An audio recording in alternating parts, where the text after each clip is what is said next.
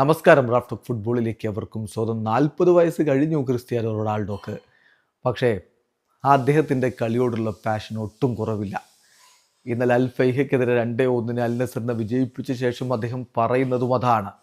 ഒരു long football career അത് സംഭവിക്കുന്നത് പാഷനിലൂടെ മാത്രമാണ്. എനിക്കിപ്പോഴും ആ പാഷൻ ഉണ്ട്. ഞാൻ കളി തുടരുക തന്നെ ചെയ്യും. എൻ്റെ കാലുകൾ അനുവദിക്കുന്നിടത്തോളം കാലം ഞാൻ കളി തുടരുമെന്ന് അദ്ദേഹം പറയുന്നുണ്ട്. വെറുതെ അങ്ങ് തുടരുകയല്ല, മുമ്പ് ഗോൾ അടിച്ചിട്ടുണ്ട് എന്ന് പറഞ്ഞ് തുടരുകയല്ല. സ്റ്റിൽ അദ്ദേഹം മിന്നും പ്രകടനം, ഗോളുകൾ കൊണ്ട് അമ്മാനമാടുന്ന ക്രിസ്ത്യാനോ റൊണാൾഡോയെയാണ് നമ്മൾ കാണുന്നത്. നോക്കുക, ഇപ്പോൾ അൽ നസറിന് വേണ്ടി സൗദി പ്രോ ലീഗിൽ ഏറ്റവും ഒടുവിൽ അദ്ദേഹം കളിച്ച 5 കളികളിൽ നിന്ന് എത്ര ഗോളുകൾ പിറന്നെന്നറിയാമോ?